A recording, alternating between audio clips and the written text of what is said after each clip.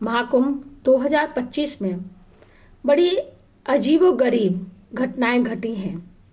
जैसे किसी ने अपनी 13 साल की बेटी जूना अखाड़े वालों को दान कर दी। एक दंपत्ति अपनी पत्नी को आस्था की डुबकी का झांसा देकर लाया और यहाँ आकर हत्या कर दी। एक पत्नी अपने पति से कुंभ में 2 साल के बाद मिली। ऐसी 1, 2 या 3 घटनाएं नहीं हैं, अपितु अनेकों घटनाएं देखने में आई हैं, अपने अपनों से बिछड़े आदि आदि। उन्हीं में से एक यह भी बड़ी दर्दनाक घटना है जो शाही स्नान के दिन घटी। इस बार कुंभ हर व्यक्ति की इच्छा थी कि वह आस्था की डुबकी जरूर लगाए। कुछ इसमें सफल हो गए और कुछ अपने हालातों और भीड़ की वजह से आने की हिम्मत नहीं कर पाए। सोहन एक शादीशुदा लड़का था। उसकी पत्नी, माता पिता एक साथ एक ही घर में रहा करते थे। महाकुंभ में शाही स्नान के दिन सोहन भी अपने मन में अपने माता पिता को शाही स्नान कराने की योजना बना रहा था। माँ बाप ने कभी ऐसा सोचा भी नहीं था कि हमारा बेटा ऐसा करेगा। कुंभ मेला तो 13 जनवरी से प्रारंभ हो गया था, जिसमें 13 जनवरी 5 फरवरी को शाही स्नान भी हो चुके थे। 29 जनवरी के शाही स्नान जो कि अमावस्या का था, उसके लिए सोहन कई दिनों पहले से ही माता पिता को कुंभ चलने के लिए कह रहा था। माता पिता मना करते थे क्योंकि आने जाने में बहुत अधिक खर्च होता था। माता पिता अपने सोहन की आर्थिक स्थिति जानते थे, इसलिए उसके हर बार कहने पर वे मना ही करते थे। लेकिन 29 जनवरी के शाही स्नान से 2 दिन पहले से सोहन ने माँ बाप को बार बार चलने का अनुग्रह किया। बेटे के साथ बहू भी आस्था की डुबकी लगाने की कहती थी।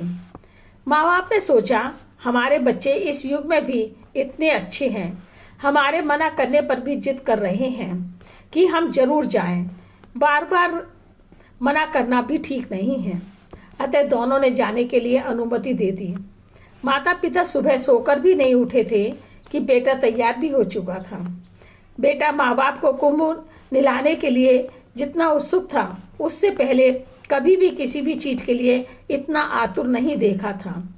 अब माँ बाप भी जल्दी जल्दी तैयार होने लगे। सोहन बोला, माँ बाबूजी आप दोनों नाश्ता कीजिए, तब तक मैं ऑटो लेकर आता हूँ। बूढ़े माता पिता इस बात से हैरान थे कि अभी तो सुबह के 5 बजे हैं और हमारी बहू तो कभी भी 8 बजे से पहले सोकर नहीं उठती है, तो नाश्ता कैसे बना होगा। दोनों आपस में इस गुत्थी को सुलझाने का प्रयास कर रहे थे। तभी बहू 2 प्लेट हाथ में लेकर दोनों के सामने खड़ी हो गई। माँ बाप हैरान होने के साथ साथ खुश थे कि बच्चे शायद सुधर गए हैं, हमारा जरूरत से ज्यादा ख्याल रख रहे हैं, अब घर में सब ठीक रहेगा। दोनों ने बड़े मन से नाश्ता किया और चलने के लिए खड़े हो गए। उन्होंने चलना प्रारंभ ही किया था कि बहू पीछे से आवाज लगाती हुई बोली, आप लोगों ने अपना सामान ले लिया या नहीं? अगर नहीं लिया है तो लेकर जाइए। बहू की बात पर ध्यान देते हुए सास बोली, अरे हम स्नान करके वापस आ जाएंगे, हमेशा के लिए नहीं जा रहे हैं जो अपने साथ सामान लेकर जाएं। सास की बात सुनकर बहू थोड़ी सी झेपी और हकलाती आवाज में बोली, मेरा मतलब था कि जब आप लोग स्नान कर लेंगे तब भी कपड़े बदलेंगे।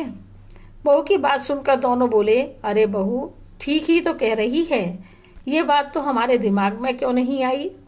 दोनों ने एक ही बैग में अपने कपड़े डालने शुरू कर दिए। उधर सोहन ऑटो लेकर आ गया और बाहर से ही बोला, अगर आप लोगों ने नाश्ता कर लिया हो तो बाहर आ जाइए क्योंकि ऑटो आ चुका है। माँ ने अंदर से ही कहा, बेटा सामान लगा रहे हैं। बेटा को लगा कि शायद माँ बाप को मेरी स्कीम का आभास हो गया है। जब माता पिता बाहर आए तो सोहन ने पूछा, सामान क्यों लाए हो? माँ हंसकर बोली, बेटा हम घर छोड़कर नहीं जा रहे हैं, स्नान के पश्चात कपड़े बदलने के लिए कुछ कपड़े अपने साथ रखे हैं। माँ की बात सुनकर सोहन को चैन पड़ा। अब जल्दी करो अन्यथा ट्रेन निकल जाएगी। माँ बाप बहुत खुश नजर आ रहे थे क्योंकि अनेकों सालों के बाद बेटा उनके लिए आज एक अच्छा काम कर रहा था। ट्रेन का सफर बड़ा सुखदायी रहा। तीनों बात करते रहे। प्रयागराज पहुंचते ही सोहन का बर्ताव माँ बाप के लिए बदलने लगा। माँ ने बेटे से चाय पीने की इच्छा जाहिर की। बेटे ने यह कहते हुए मना कर दिया कि पहले स्नान कर लेते हैं, फिर चाय और नाश्ता करेंगे। तीनों ने बड़े प्यार से मिलकर डुबकी लगाई। इसी बीच सोहन के पास किसी का फोन आ रहा था और वह उसको बार बार काट रहा था। माँ ने कहा, बेटा क्या बात है, किसका फोन बार बार आ रहा है? मत काटो, बात कर लो, क्या पता कोई जरूरी हो। सोहन को लगा यह अच्छा मौका हाथ लगा है, मैं कुछ ना कुछ स्टोरी बनाकर यहाँ से निकल लेता हूँ। सोहन ने अपने माता पिता को मेले में एक जगह बैठा दिया और बोला, आप लोग यहीं पर बैठे रहना, मैं अभी बात करके आता हूँ। यहाँ से उठना मत, अन्यथा ढूंढने में बहुत परेशानी हो जाएगी। ऊपर से भीड़ भी बहुत अधिक है। फोन कान पर लगाकर बेटा दूर निकलता जा रहा था। माँ बाप उसी दिशा में देखे जा रहे थे। तभी बहुत सारे लोगों का एक जत्था आया और वह उनकी आंखों से ओझल हो गया। सुबह से भूखे माँ बाप अपने बेटे की आस में उसी स्थान पर बैठे रहे। बेटे के आने पर ही नाश्ता करेंगे सोच रहे थे। बेटे को गए हुए करीब 5 घंटे हो चुके थे। दोनों के पास फोन भी नहीं था। माँ ने कहा, पर बेटे को इतना अधिक समय क्यों लग रहा है? पिता हल्के में लेते हुए बोले, बात करते करते कहीं दूर निकल गया लगता है, आ जाएगा, परेशान होने की कोई बात नहीं है। शाम के 6 बज गए, अंधेरा भी होने लगा, ठंड बढ़ने लगी थी। बूढ़े माता पिता खुले आसमान के नीचे किसी तरह अपने आप को बचा रहे थे। कमजोर शरीर ठंड से कांप रहा था। सुबह से न तो कुछ खाया था और न ही कुछ पिया था। उधर से निकल रहे एक व्यक्ति ने पानी की एक बोतल जमीन पर फेंक दी। दोनों की निगाहें उस बोतल की तरफ गईं, क्योंकि प्यासे थे और उस व्यक्ति का वहां से हटने का इंतजार करने लगे। उस व्यक्ति के हटते ही पिता ने सबसे पहले पानी की बोतल पर कब्जा किया। पिता ने बोतल का ढक्कन खोलते हुए माँ को पानी पीने के लिए दिया। माँ ने थोड़ा पानी अपने पति के लिए भी बचा लिया। दोनों अभी भी यही आस लगाए हुए बैठे थे कि वह आएगा। क्या पता यहाँ का रास्ता भूल गया हो। हम यहीं बैठे रहेंगे, कहीं भी उठकर नहीं जाएंगे, क्योंकि वह आकर हमें इसी स्थान पर ढूंढेगा। धीरे धीरे समय बढ़ने लगा। बूढ़े माँ बाप की आंखें अब हारने लगी थी। इसी तरह करते करते रात के 2 बज गए और बेटे का कुछ भी पता नहीं था।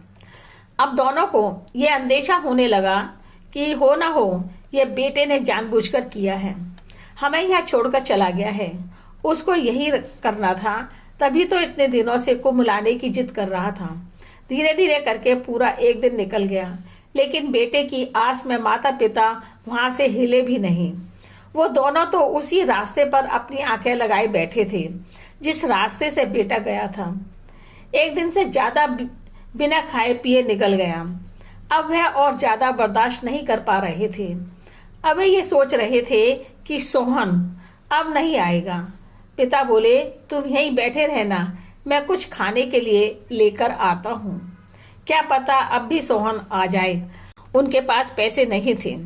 उनके मन में घर फोन करने की आई, तो उन्होंने एक व्यक्ति से कहा, क्या आप अपने फोन से मेरी बात मेरे बेटे से करवा सकते हैं? उस व्यक्ति के फोन देने पर पिता ने घर पर फोन लगाया। बहू ने उठाया तो पिता ने पूछा कि क्या सोहन घर पर है? हम उसके इंतजार में कल से यहाँ पर बैठे हैं। बहू ने फोन काट दिया।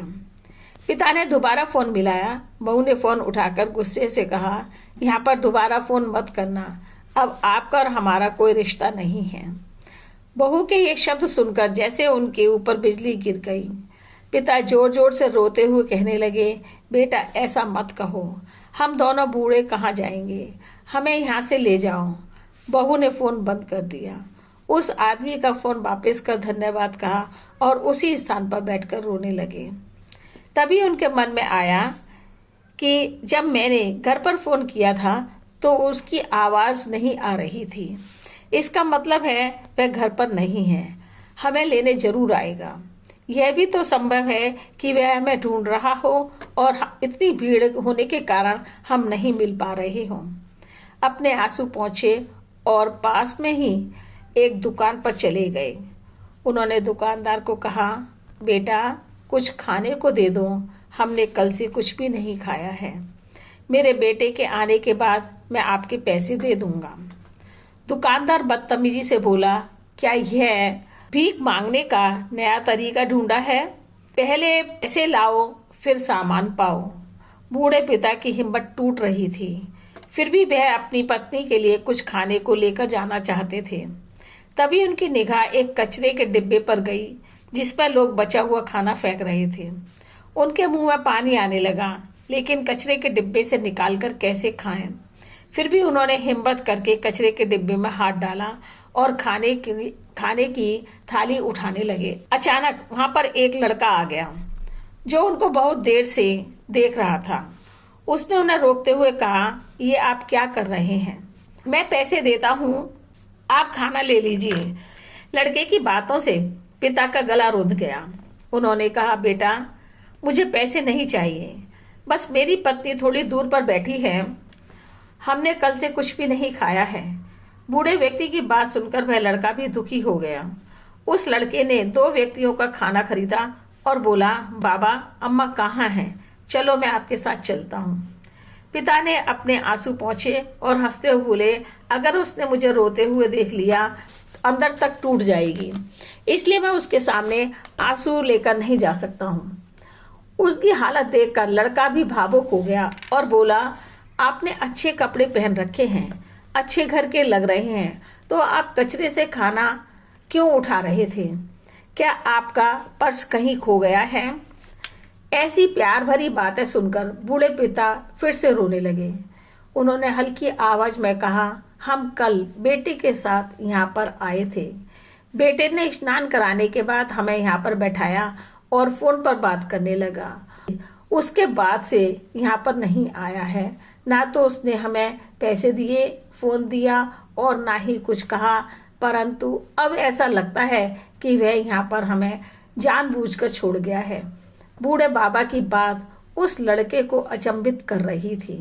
लड़के ने कहा, क्या आपने खोया पाया सेंटर पर बात की? सभी खोने वाले व्यक्तियों के लिए सरकार ने एक बहुत अच्छी सुविधा शुरू की है। यहाँ पर भीड़ इतनी अधिक है कि ये संभव है कि उनको रास्ता ना मिला हो, आपको नहीं ढूंढ पा रहे हो। बूढ़े पिता को उस लड़के की बातें ठीक लगी और फिर से अपने बेटे से मिलने की उम्मीद मन में लहरें लेने लगी। पिता अपनी पत्नी के पास पहुंचकर बोले, इस बेटे ने हमारी बहुत सहायता की है, खाना भी खरीदा है हमारे लिए। दोनों ने खाना खाया और पिता ने अपनी पत्नी को कहा, तुम यहीं बैठे रहना, मैं खोया पाया सेंटर में इसके साथ होकर आता हूँ। हो सकता है कि सोहन को रास्ता ना मिला हो और उसने वहां पर रिपोर्ट कराई हो। अब बुजुर्ग पिता अनजान लड़के के साथ खोया पाया सेंटर में आए और उन्होंने अपना नाम, पत्नी का नाम तथा बेटे का नाम लेकर पूछा, क्या किसी ने हमारे बारे में पूछा था? क्या इस नाम से खोने की कोई सूचना लिखवाई गई है? अधिकारियों ने मना कर दिया। अब धीरे धीरे वह लड़का भी समझ गया था कि इनका बेटा इनको जानबूझकर यहाँ छोड़कर गया है। लड़का दुखी होने के साथ सोच रहा था कि अब क्या किया जाए। लड़के ने उस बुजुर्ग पिता को उनकी पत्नी के पास लाकर छोड़ दिया। वह दुख की वजह से उनसे कुछ नहीं कह पा रहा था। उनको कुछ पैसे दिए और कहा, इनको रख लीजिए, ये आपके काम आएंगे। पिता ने पैसे लेने से मना कर दिया और कहा, बेटा तुम हमारी मदद पहले ही बहुत कर चुके हो। परंतु जिद करके उसने उनको पैसे दे दिए और नमस्ते कहकर चला गया। लड़का दुखी था पर क्या कर सकता था। अम्मा बिलक बिलक कर रो रही थी जिसे वह नहीं देख पा रहा था, इसलिए उसने पलट कर नहीं देखा और चला गया। दोनों एक ही स्थान पर बैठे रो रहे थे। दूसरे दिन भी बेटा लेने नहीं आया। अब तक तो वह पूरी तरह समझ गए थे कि यह सब कुछ बेटे और बहू की सोची साजी चाल है। दोनों यह नहीं सोच पा रहे थे कि कहाँ जाएं। दोनों आपस में एक दूसरे का सहारा बने हुए थे। वह आपस में बात कर रहे थे कि एक तरफ हमारा बेटा जिसने मुड़कर भी नहीं देखा और दूसरी तरफ ये अनजान लड़का जो उनके लिए दुखी था, उदास था। लड़के को सुबह ट्रेन से वापस अपने घर जाना था, परंतु उन दोनों बुजुर्गों की वजह से वह नहीं गया। वह दोबारा उनके पास आया और बोला, अम्मा आप मेरे साथ रहोगी? मैं अकेला हूँ। मेरे माता पिता मेरे बचपन में ही काल का ग्रास बन गए थे। मेरे चाचा जी ने मुझे पाल पोस कर बड़ा किया। मैं अब उनके ऊपर बोझ ना बनूं, इसलिए अलग घर लेकर रहता हूँ। मेरी सर्विस भी दूसरे शहर में होने के कारण अकेले रहना होता है। अनजान लड़के का इतना प्यार पाकर दोनों जोर जोर से रोने लगे।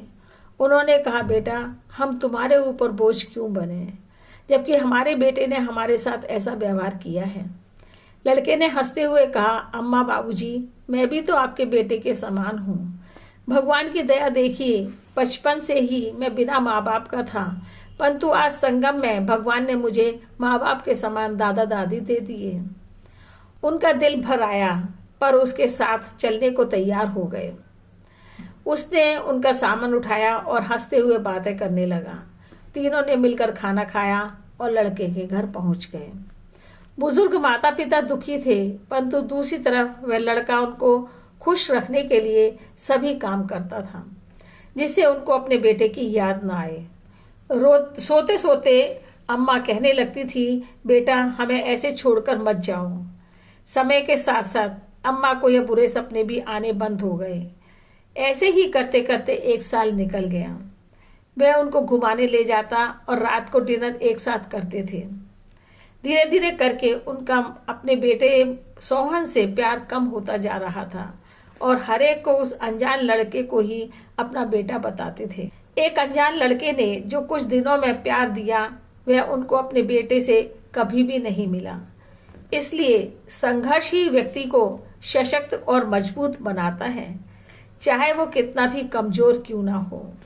केवल रक्त संबंधों से ही कोई अपना नहीं बनता है, बल्कि प्रेम, सहयोग, विश्वास, सुरक्षा, सहानुभूति और सम्मान ये ऐसे भाव हैं जो परायों को भी अपना बना देते हैं, जैसा कि इस बुजुर्ग संपत्ति के साथ हुआ।